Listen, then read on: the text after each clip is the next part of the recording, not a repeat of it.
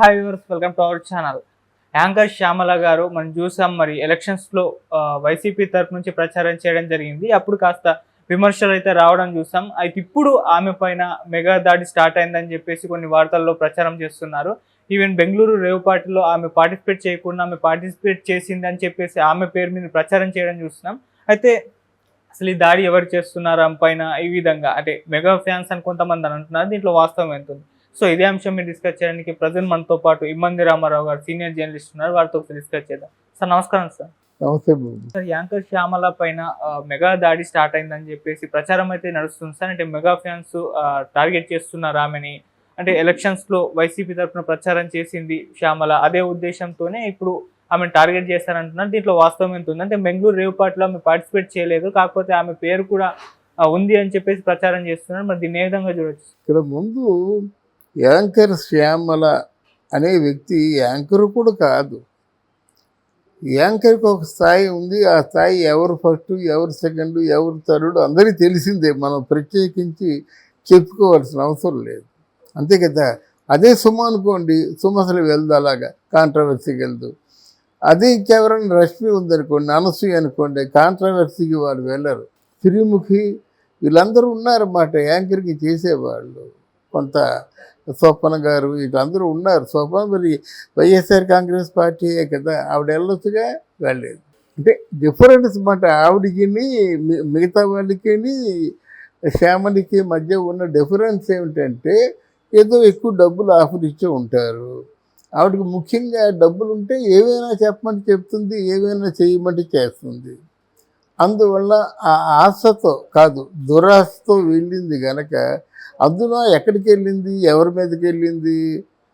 దేశం అంతా తిరగబడిపోతుంది. పవన్ కళ్యాణ్ అంత నాయకుడు అవుతాడు, ఇంత నాయకుడు అవుతాడు. మనం చెప్పుకున్నామే, మన ఏది ఆయన్ని హోమ్ మినిస్టర్గా పెట్టమని.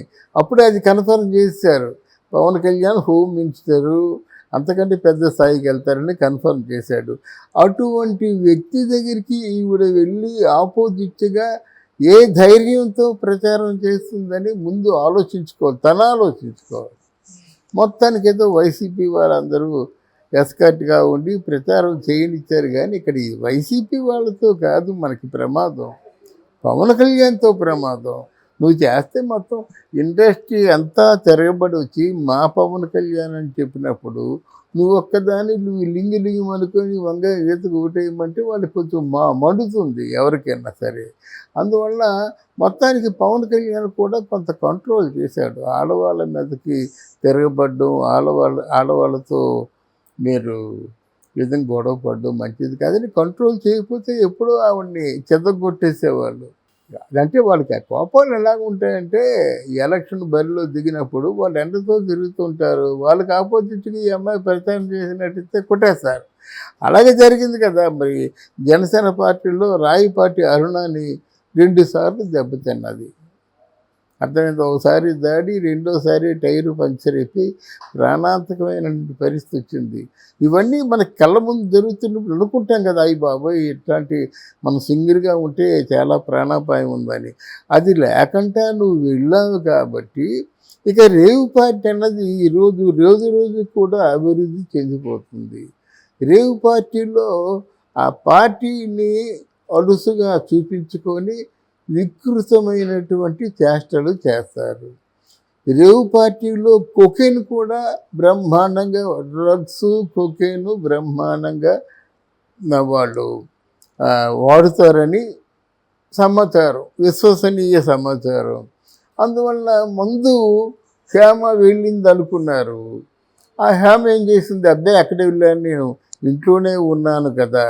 అంటే మొట్టమొదటి కేసు ఒకసారి హేమ ఈ పార్టీలో ఉందన్నది. రెండో కేసు కూడా పెట్టారు.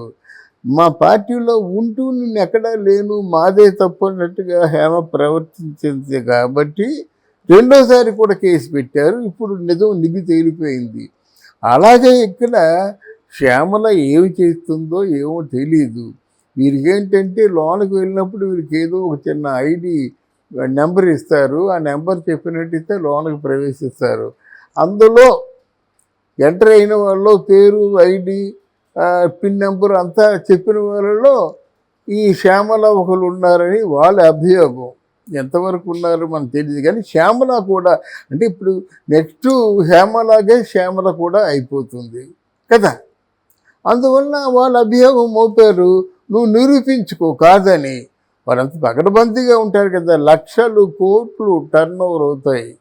అందులో టర్న్ ఓవర్ కూడా ఎలాగవుతాయంటే, రేవ్ పార్టీలో ఉన్న తర్వాత అంతకుముందు వాల్తేరు క్లబ్ అని ఉండేది. జనవరి 1 వాళ్ళు వాల్తేరు క్లబ్కి నెల రోజుల ముందు నుంచి వాళ్ళు బుక్ చేసుకునేవారు.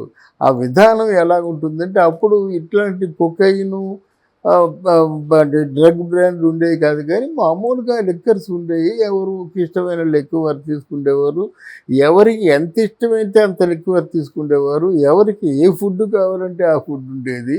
తర్వాత ఎవరిని సెలెక్ట్ చేసుకుంటే వాళ్ళతో బీచ్లకు వెళ్ళి కబుర్లు చెప్పుకొని కాలక్షేపం చేసి ఇంకేదో చేసేటువంటి ఏర్పాట్లు చేసేవారు. దాని ముందు నెల రోజులు బట్టి బుక్ చేసుకునేవారు. అంటే దాంట్లో ఏమిటంటే, మనం చూసే వాళ్ళని మనం సెలెక్ట్ చేసుకుంటే అవతల వ్యక్తికి కూడా ఇష్టపడితే మనతో టైం స్పెండ్ చేయాలని ఒప్పుకుంటుంది అన్నమాట. అది యువరాణి కావచ్చు, ఎవరైనా కావచ్చు, మంచి బ్యూటీ కావచ్చు. దానికోసం వీళ్ళు తికమక పడిపోయి చాలా డబ్బు ఖర్చు పెట్టుకునేవారు అన్నమాట. అదే దానికి మరో రూపం, క్లాసికల్ రూపం రేవ్ పార్టీలు. రేవ్ పార్టీలు కొకైన్ తీసుకున్న తర్వాత ఎలాగుంటాయి, తెల్లవార్లు అంటే ఆల్మోస్ట్ కొకైన్ తీసుకున్న తర్వాత ఒక 24 గంటల వరకు అది ఉంటుంది కొత్త వాళ్ళకైతే. పాత వాళ్ళకైతే 12 గంటలు ఉంటుంది. ఈ 12 గంటల్లో ఎవరితో ఏ పనైనా చేయొచ్చు. అర్థమైందా? వాళ్ళకి కావాల్సింది నవ్వుతూ ఉండడం, ఎంజాయ్ చేయడం, వాళ్ళ తాలూకు తీరని కోరికలు ఏవైనా ఉంటే తీర్చుకోవడం. ఇది స్పష్టంగా చెప్పారంటే. దానికోసం ఎక్కడెక్కడ లేని వాళ్ళు వచ్చేస్తారు. దానికి ఆయన ఎమ్మెల్యే, ఆ ఎమ్మెల్యే కొడుకు బర్త్డే పేరుతో, అంటే దాని వెనక వ్యాపారం ఉన్నప్పుడు కూడా అది పెట్టారు. పెడితే చాలామంది టెంప్ట్ అయ్యారు, వెళ్ళారు, బెంగళూరుకి వెళ్ళారు. ఇలా బెంగళూరులో రేవ్ పార్టీలు జరగడం సర్వసాధారణం. ఆ రేవ్ పార్టీకే ఒకసారి మన ఎవరు మహానటి బురూదా గారు కూడా వెళ్ళారన్నమాట. వెళ్ళి మత్తులో బాగా డ్యాన్స్ చేశారు, అది వైరల్ అయ్యిందన్నమాట. అప్పుడంతా అంటే దాన్ని ఏదో చూసి చూడకుండా ఏదో క్లబ్లో డ్యాన్స్ చేస్తుంది కదా అనుకున్నారు, కానీ ఇలాంటి వాళ్ళు ఎప్పుడు కూడా ఆదాయాన్ని ఆశించకుండా కాలు కదపరు. ఆ వచ్చే ఆదాయం లక్షల్లోనా, కోట్లలోనా, పదుల్లోనా, రూపాయల్లోనూ తీసి పక్కండి. మొత్తానికి ఏంటంటే, ఒక రోజు వెళ్ళినట్టయితే వాళ్ళు బాగా ఒక సంవత్సరానికి గడిచేటువంటి డబ్బు వచ్చేస్తుందని ఆస్తూనే వెళ్తారు. ఈరోజు శ్యామలా గారి మీద నింద వేయడం అంటే వాళ్ళు చెప్పారు, వాళ్ళ దగ్గర ఉన్న ఆధారాల ప్రకారంగా చెప్పారు. చెప్పిన తర్వాత అది నిరూపించుకోవాలి కదా. ఇకపోయినట్టయితే శ్రీకాంత్ని గురించి కూడా చెప్పారు కదయ్యా, మరి ఆయన్ని కనబడటం లేదా అని ఎవరైనా మనల్ని క్వశ్చన్ చేయొచ్చు. శ్రీకాంత్ ఓపెన్గా చెప్తున్నాడు, కమా నిరూపించండి. ఆయనే చెప్తున్నాడు, నాలాగే ఎవరో ఉన్నారు. అది నెటిజన్స్ అనే మాట కానీ వాళ్ళన్న మాట కాదు కదా. వాళ్ళంటే నన్ను అరెస్ట్ చేసేవారు కదా, వాళ్ళంటే నేను కాదన్న తర్వాత మరో కంప్లైంట్ ఇచ్చేవారు కదా అని ఆయన చెప్తున్నాడు. జెన్యున్గా ఉన్నట్టు కనిపిస్తుంది మనకి. ఇది విషయం. రేవ్ పార్టీకి వెళ్ళిందంటే తన ఆశ కొద్దీ వెళ్ళింది. ఈరోజు డబ్బులు బాగా సంపాదిద్దాం అనుకుంటుంది. డబ్బులు సంపాదించే మార్గం ఎటు పక్కనైతే ఉంటుందో ఆ పక్కన పోతుంది ఆవిడ. ఎందుకంటే ఆవిడకి వర్క్ లేకపోతే మనం ఏమైనా ఇస్తున్నామా? అది. రెండోది ఏమిటంటే, ఇక్కడ ముఖ్యంగాను ఆయన భర్త మీద కొన్ని కోట్ల రూపాయలు ఫ్రాడ్ కేసులు ఉన్నాయి. అవి కొన్ని కోట్లు బ్యాంకులకి కట్టే మార్గం లేదు.